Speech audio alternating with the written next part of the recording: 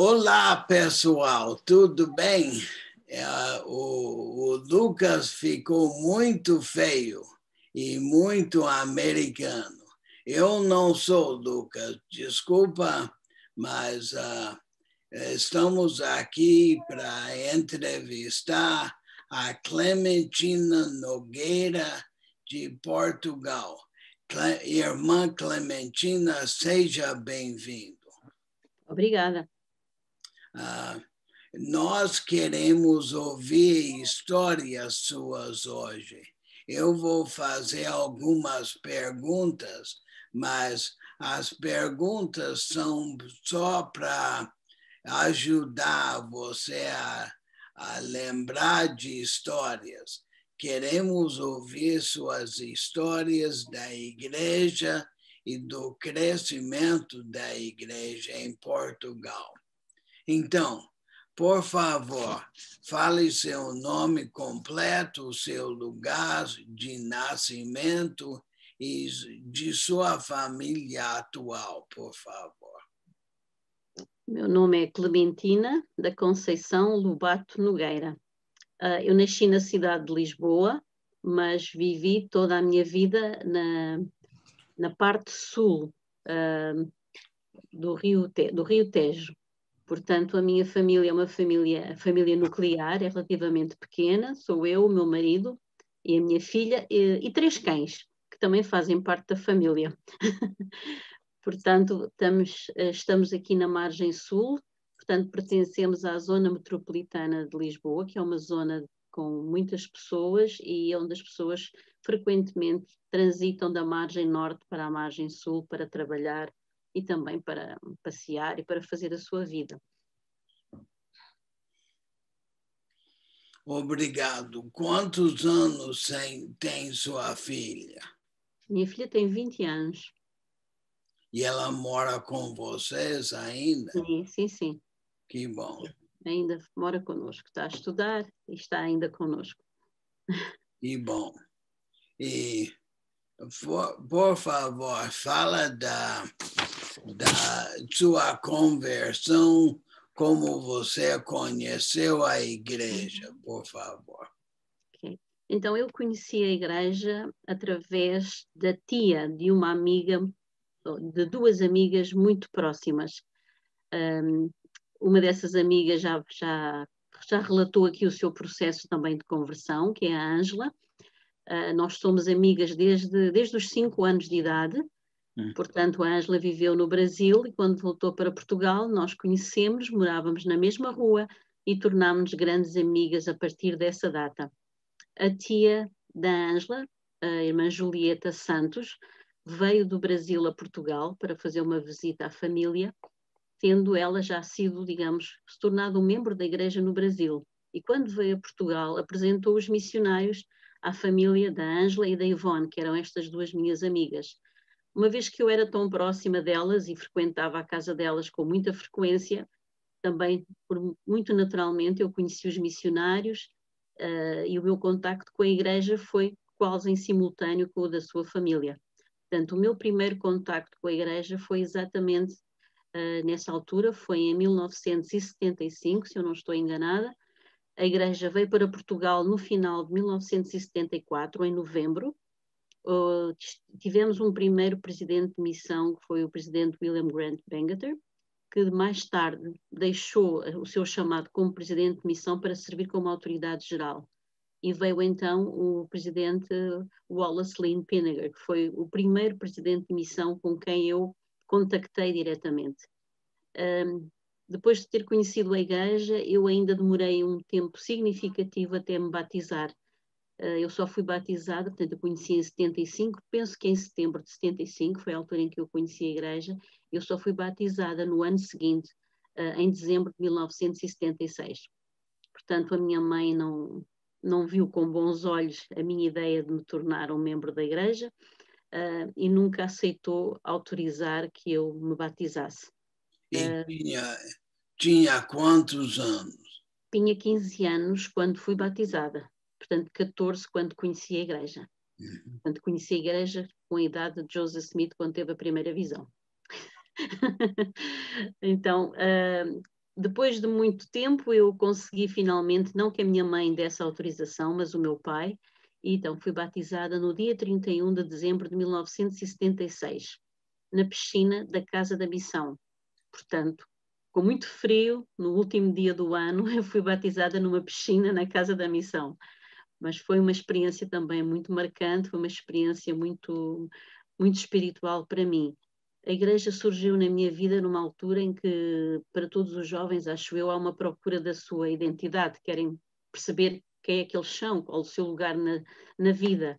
E eu, como todos os jovens daquela idade, também procurava algum sentido para a minha vida, para definir os meus valores, o que é que eu queria da vida, o que é que era importante para mim. E quando conheci a igreja, de facto, foi uma diferença enorme, porque veio responder a esta minha necessidade de sentido para a minha vida, de significado, de valores que eu precisava ter também. E foi uma mudança muito grande que eu tive a partir do momento em que conheci a igreja.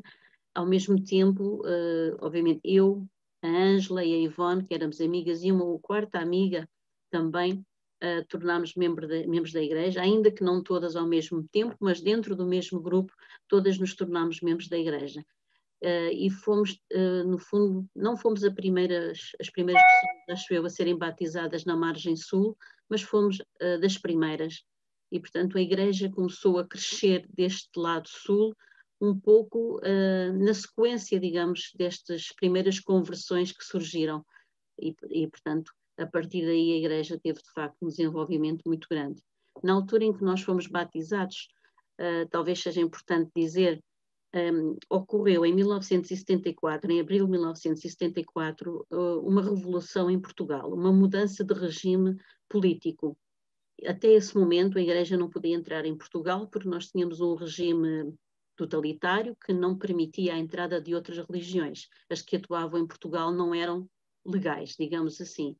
E depois de abril de 74 começou a existir liberdade religiosa e foi nessa altura que a igreja veio para Portugal e que foi autorizada. A chegada do irmão Caldwell, que foi chamado como secretário da Embaixada do Canadá, foi uma grande oportunidade, porque ele foi efetivamente um dos pioneiros da igreja em Portugal e no início houve até várias reuniões na casa do irmão Caldwell. Eu tive a oportunidade de estar também na casa dele, penso que nunca assisti a nenhuma reunião lá, mas em atividades de jovens e convívios desse tipo. Portanto, foi ali uma marca também muito importante, o facto de existirem membros, nomeadamente o irmão Caldwell, que era do Canadá, que de facto surgiram como uma espécie de algum pilar para a igreja também aqui em Portugal. Mas isto para dizer o abril de 1974 e a mudança de regime. Com esta mudança de regime, Portugal tinha muitas colónias espalhadas por África. E, portanto, com esta mudança, houve, digamos, muitas mudanças também nesses países. Esses países começaram a ficar muito pouco seguros. Então, houve muitas pessoas que eram portuguesas, mesmo tendo nascido nesses países, que vieram para Portugal. Aquilo que nós chamávamos habitualmente os retornados. Portanto, pessoas que voltavam, retornavam a Portugal, sendo que muitas nem sequer tinham nascido aqui. Exatamente com medo da situação política em Angola, em Moçambique, na Guiné-Bissau, Cabo Verde não tanto, mas também, que eram ex-colónias portuguesas, na altura ainda colónias, não é? Isto para dizer o quê? Com a chegada destas pessoas a Portugal, houve muitas destas pessoas que estavam receptivas ao Evangelho, porque sofreram uma mudança muito grande na sua vida. E daí que houve muitos membros que foram batizados deste grupo de retornados que vieram para Portugal. Portanto, a igreja teve um crescimento bastante grande nesses anos pós-25 de Abril, quando veio para Portugal, também fruto da vinda dessas pessoas. Os portugueses eram, agora não tanto, eram tradicionalmente católicos, não é? E, portanto, o Evangelho não teria tanta facilidade de se desenvolver e de ter muitos membros em Portugal, acho eu, não fosse esse grupo de pessoas que voltou para Portugal, fruto de alguma insegurança e das mudanças políticas que ocorreram nessas ex-colónias. Eu nunca sabia disso. Então, a maioria dos batismos no início da igreja em Portugal foram dos voltados, dos retornados. Sim, eu não sei quantificar, mas seguramente eram muitas dessas pessoas. Portanto, pessoas que de facto tinham tido uma mudança muito grande na sua vida. A maior parte delas, se calhar, tinha perdido tudo o que era os bens de uma vida, porque deixaram as suas casas, deixaram tudo nesses países onde já viviam há décadas, se calhar, para vir para Portugal, exatamente porque as suas vidas poderiam estar em perigo e houve, de facto, mudanças muito grandes nesses países. Portanto, a Igreja, nesse caso, também tornou-se algo importante na vida dessas pessoas, que também procuravam elas próprias alguma paz, se calhar alguma fé e alguma confiança abalada pelas circunstâncias que tinham vivido. Muito interessante. E quando você se batizou, como era a igreja? Sim, a igreja era muito jovem em Portugal, tinha poucos membros. Eu comecei por assistir às reuniões num hotel em Lisboa, o Hotel Roma. Portanto, foi aí que a igreja nasceu em termos, digamos, de espaço de culto, em termos de espaço de reuniões.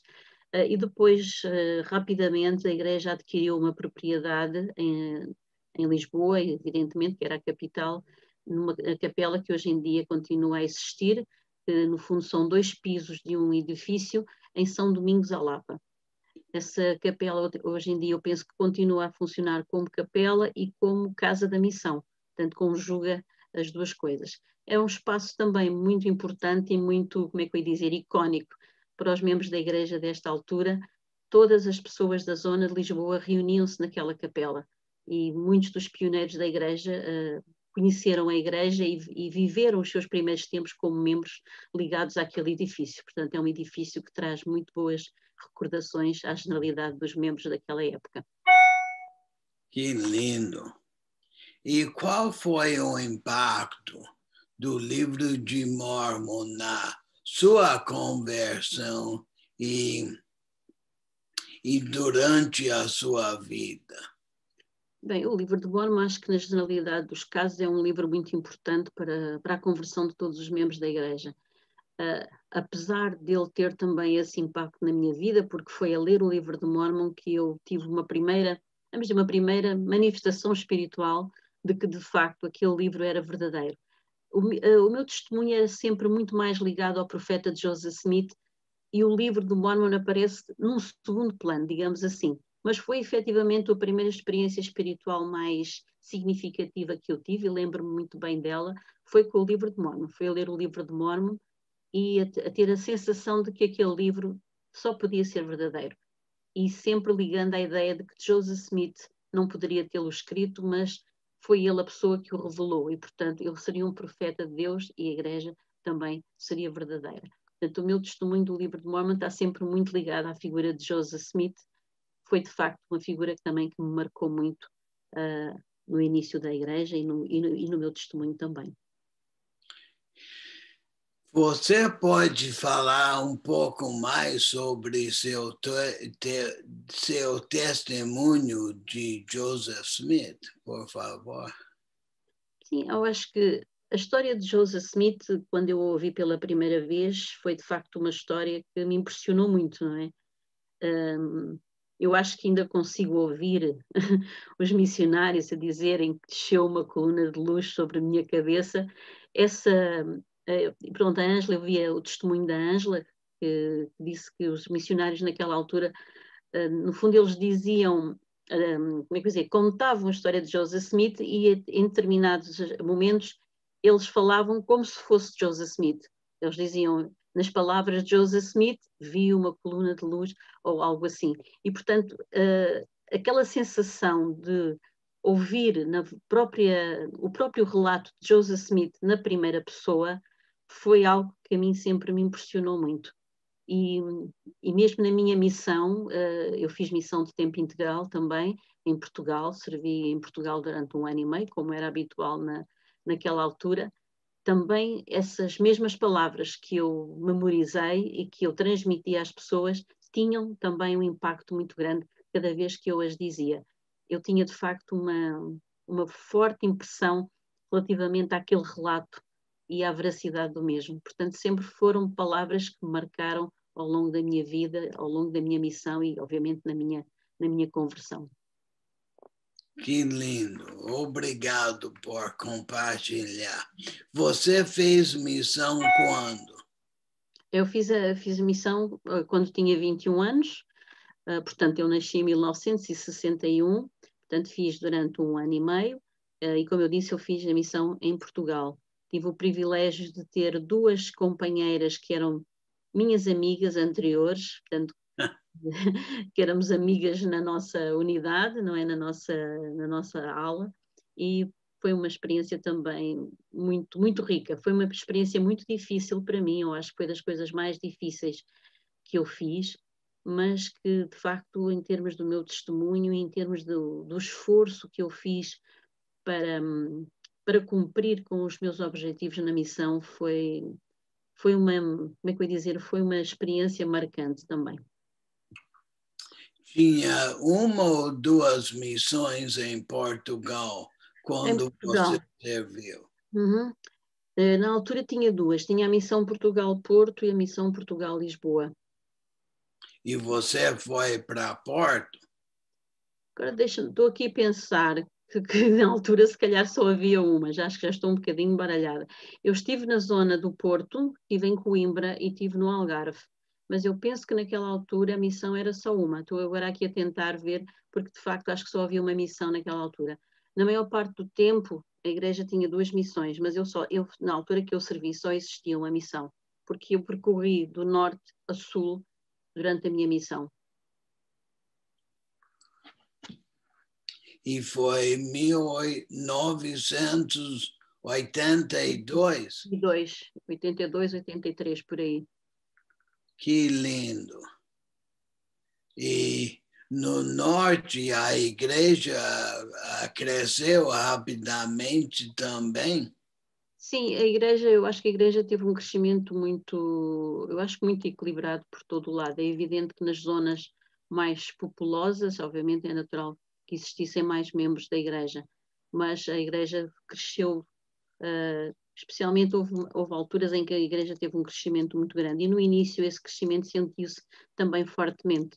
Eu já não sei situar datas e tudo isso, mas houve uma altura em que a mensagem a nível da Europa era que Portugal era o farol da Europa, pelo número de batismos, pelo número de membros da igreja que se filiavam, número de pessoas, peço desculpa, que se filiavam à igreja, proporcionalmente à população que nós tínhamos, e mesmo ao número absoluto de pessoas, Portugal estava sempre a batizar muitas pessoas. O resto da Europa não tinha este número de conversos, mesmo países maiores. Portanto, era muito difícil que os missionários batizassem, por exemplo, a quantidade de pessoas que era habitual batizarem em Portugal. Que lindo! E como foi ao passar os anos ver o crescimento da igreja, a formação de estacas, agora um templo? Pode falar sobre isso, por favor? Sim, pois eu acho que a igreja em Portugal teve de facto um crescimento muito, muito bom. Acho que no início era tudo muito novo, acho que a igreja também amadureceu muito do ponto de vista da liderança, do ponto de vista daquilo que são, como é que eu ia dizer, as rotinas, digamos, como membros da igreja. Portanto, houve um crescimento, mas sobretudo um amadurecimento, porque começou a haver liderança e essa liderança era uma liderança local. É natural, no início da igreja, a liderança tinha muito a ver com muitos missionários serviam como presidentes de ramo, haveria alguns estrangeiros que também eram uma referência e um apoio para a própria igreja, mas à medida que o tempo ia passando, a liderança local começou a assumir outro tipo de maturidade e a conseguir gerir a igreja de facto de forma autónoma, digamos assim, a não depender, digamos, de outras pessoas ou às vezes até de casais missionários ou mesmo dos próprios missionários para realizarem aquilo que era a missão destas unidades. Portanto, obviamente, eu deste tempo todo, desde que me tornei membro da igreja até o momento em que temos um templo, há um crescimento fantástico.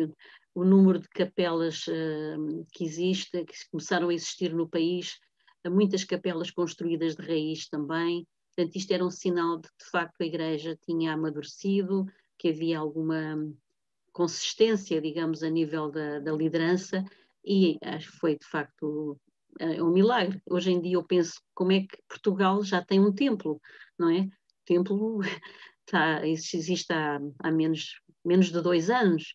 Portanto, infelizmente, agora por estas condições pandémicas não se pode utilizar o templo, mas para mim é de facto uma bênção e um milagre ter um templo num país como o nosso, quando nós temos um templo em Espanha e Portugal é tão próximo de Madrid, e somar a isso, nós somos um país tão pequeno e, portanto, o templo para nós é uma bênção que eu acho que é indescritível. Temos um país muito pequeno e com o privilégio destes é fantástico. Seu marido e sua filha são membros da igreja? A minha filha é, o meu marido não é membro da igreja. Uhum. Que bom. Agora é que você tem muita experiência na igreja missionária retornada, qual conselho você daria para novos membros da igreja? Bem, isto é difícil dar conselhos aos outros, mas eu penso que a coisa mais importante é nós aprendermos a fazer aquilo que são as coisas básicas da igreja. E isso passa primeiro por se manter a leitura das escrituras, a oração e a frequência às reuniões. Eu acho que são das coisas básicas. É muito importante que nós nos envolvamos no serviço, que aproveitemos para fazer pequenas coisas dentro daquilo que são as nossas capacidades, porque quando nos tornamos membros da igreja, é tudo muito novo e é difícil para nós percebermos como é que uma organização como estas funciona e a quantidade de oportunidades de serviço que nós temos. E, portanto, se pudermos, devemos aproveitar oportunidades para servir, mantendo sempre, na minha opinião, esta relação com a ida frequente às reuniões da igreja, a leitura das escrituras e a oração diária. Penso que são situações que nos ajudam logo de início a criar hábitos que são hábitos, digamos, para a vida toda. Tudo o resto, todos os outros mandamentos vêm a ser cumpridos, na minha opinião, que se nós mantivermos aquelas coisas que são básicas e que nos permitem manter a nossa espiritualidade. Porque a lei do dízimo, a palavra de sabedoria, ou qualquer outro dos mandamentos, ou a lei da castidade, ou outro, pronto, são, digamos, consequências da nossa espiritualidade e do facto de termos fé no Evangelho e acreditarmos nos princípios que a Igreja ensina. E para isso nós precisamos ter um conjunto de alicerces. E esses alicerces, na minha opinião, são estas rotinas, que não é rotinas no sentido automático do termo, são rotinas no sentido de algo que nós fazemos de forma consistente e que nos mantêm, digamos, a pensar, a refletir e a viver o Evangelho. Conselhos ótimos, não apenas para novos membros, mas todos os membros, não é? Sim, isso é o que os nossos líderes todos dizem, portanto este conselho não é meu, seguramente. Eu já o emprestei de alguém. E como você enxerga o futuro da igreja em Portugal? Pois eu penso que a igreja obviamente vai continuar a crescer, vai continuar a ter a sua liderança consolidada. Temos um grande desafio pela frente, não é pela frente só, que é a questão da retenção dos membros. Acho que há muito trabalho para fazer a esse nível, porque o número de conversos é sempre muito elevado, mas o nível, digamos, de frequência de atividade está muito distante daquilo que é o nível, digamos, de conversão de batismos. Peço desculpa, porque quando falamos em conversão, às vezes pensamos de facto numa mudança significativa de coração e não apenas no sentido de ser batizado. Eu acho que esse é o grande desafio. O grande desafio será sempre como é que nós conseguimos manter ligados as pessoas que se batizaram, ligadas, convertidas ao Evangelho.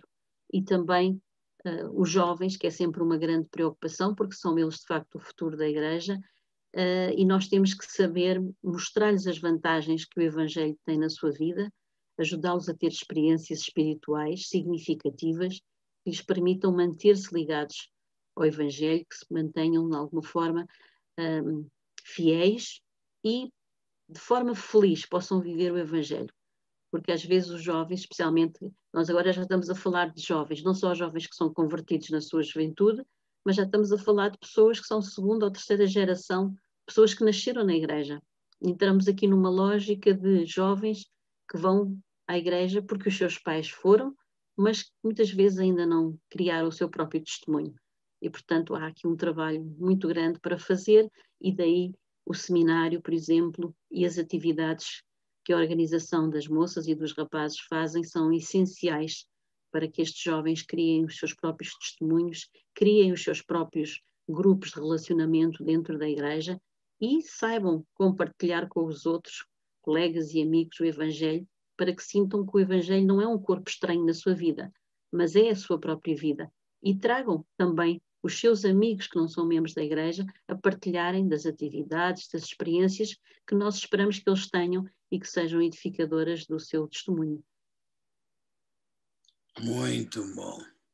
Eu vi histórias de pessoas de Moçambique e de Angola que se batizaram em Portugal e voltaram para seus países para serem líderes. Você conhece qualquer uma dessas pessoas? Eu não conheço nenhuma que tivesse vindo de lá para Portugal e depois de Portugal para Angola, mas Isso. conheço pessoas de Portugal que foram viver para Angola e que conheceram o Evangelho cá e que foram viver, trabalhar, por exemplo, para Angola, e de facto lá puderam contribuir também em termos de liderança da própria igreja, porque obviamente são países em que o Evangelho ainda é mais recente do que em Portugal. Isso sim, dessas conheço uma ou outra, sim. E as pessoas eram da Angola ou eram portugueses? Eu acho que se não são de Angola, por exemplo, têm família angolana. Por exemplo, os pais nasceram em Angola e os filhos já nasceram cá. Portanto, estes que estão agora em Angola provavelmente já não nasceram lá, apenas os seus pais, por exemplo. Então, viveram em Portugal durante muito tempo e depois foram trabalhar para Angola, por exemplo. Há vários casos, sim. Muito bom. Tem qualquer outra história de a sua ou de outras pessoas que você gostaria de compartilhar? Bem, não sei bem. Eu por acaso pensei um pouco sobre isso, mas acho sempre um bocadinho difícil estar a escolher pessoas para. Eu acho que a história da pessoa que trouxe o Evangelho para a margem sul de Lisboa, esta tia da Ângela, é uma história de uma pessoa de facto fora de série. Ela tinha um espírito missionário muito grande. Portanto, ela veio para Portugal com esta intenção de apresentar os missionários à sua família. E através dela houve muitas pessoas que se tornaram membros da igreja. Para mim é de facto uma referência muito importante. Portanto, é-me difícil estar a indicar pessoas atualmente, é sempre difícil estar a escolher uma ou outra. Felizmente há muitos membros da igreja com exemplos muito bons de dedicação, de fidelidade, de sacrifício, de capacidade de sobreposição das dificuldades. Portanto, há muitos, mas não gostaria se calhar de estar a escolher um na atualidade, seria mais difícil para mim. Então, essa tia era brasileira e voltou para Portugal só para compartilhar o Evangelho? Eu acho que esta tia era portuguesa, foi viver para o Brasil e depois veio a Portugal para poder compartilhar o Evangelho com a sua família. Portanto, esta minha amiga também viveu no Brasil, mas quando ela lá esteve, não conheceu o Evangelho.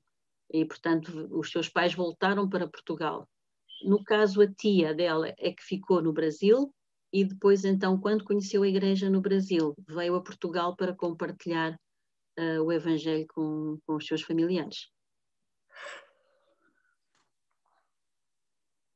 Muito interessante. E você gostaria, estamos quase no final, pode prestar seu testemunho, por favor? Posso, com certeza. Portanto, é difícil dizer que a igreja não faz diferença na nossa vida. Eu sou membro da igreja há muitos anos e, portanto, a igreja para mim faz toda a diferença. Desde o momento em que eu tinha 14 anos até este momento agora, da minha vida, ela sempre teve muito sentido para mim.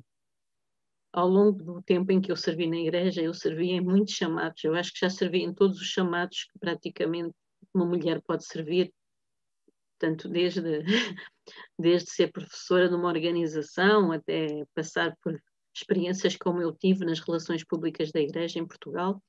Eu já passei por todos estes caminhos e os desafios que nós temos na vida não podem ser facilmente ultrapassados se nós não tivermos e não mantivermos a nossa fé em Deus e se não virmos para além do aqui e do agora. Portanto, eu sei que de facto o Evangelho é verdadeiro, que ele tem-me trazido muita alegria à minha vida, que tem-me dado muita paz e muita coragem para enfrentar os desafios que todos nós temos no dia a dia da nossa vida. E acho que é uma bênção para mim, uma alegria ter tido a oportunidade que eu tive de viver estes anos todos na igreja, de conhecer as pessoas que conheci, de aprender o que eu aprendi. A minha vida não seria nada parecida àquela que é neste momento se eu não tivesse as oportunidades de servir que eu tive. E acho que sou muito grata ao Pai Celestial por ele ter achado que eu merecia a sua confiança para fazer as coisas que tive a oportunidade de fazer na igreja. Portanto, as escrituras, a oração, todas essas pequenas coisas que nós fazemos diariamente, como eu disse, são as mais importantes e são essas que nós devemos manter como base da nossa vida. Às vezes os desafios que temos parece que nos levam para outros caminhos e muitas vezes pensamos se de facto como é que eu ia te explicar? Se Deus de facto nos está a acompanhar, porque há momentos em que todos nós temos a fé um pouquinho mais fraca. É importante lembrar os momentos em que nós ganhamos, como é que eu ia dizer, uma nova força espiritual, através de experiências que tivemos, através de momentos, às vezes de reflexão, às vezes de revelação. Esses são momentos que nós temos que lembrar e que nos dão força quando as coisas nem sempre se correm da melhor maneira. Há pouco, quando eu dizia sobre o conselho que eu daria, é exatamente um bocadinho esta ideia, que nos momentos difíceis nós não nos devemos esquecer das coisas que são importantes e que são fundamentais, porque todas as coisas passam, mas há coisas que podem ficar connosco para sempre, e essas é que nós devemos manter.